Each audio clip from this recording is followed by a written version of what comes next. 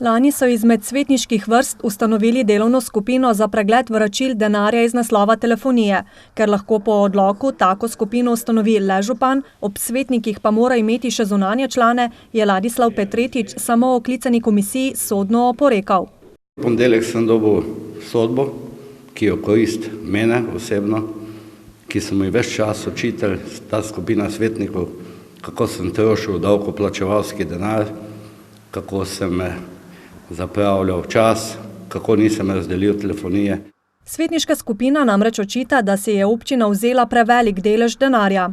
Preostanek denarja 230 tisoč evrov čaka na banki, je vezan. Kako se bo zgodba razpletla, vam ne vem povedati. To je zdaj v rokah sodišča, ki bo odločilo. Vem pa, da zadeva zastara prihodnje leto junija.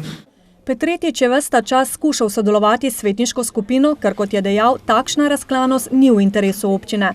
15. decembra jim je nameraval celo nakazati sejnino za 8 sestankov, skupaj okrog 5000 evrov, ki jih zdaj zaradi razsodbe o ničnosti komisije ne bodo dobili. Namigi o tem, da je občane za nekaj prikrajšal, so ga zelo prizadeli, je povedal in razmišlja, da bi zadoščenje poiskal na sodišču. Jaz ne smem kot župan niti evra nobenem razdeliti, če ni to po neki pošteni zakoniti poti.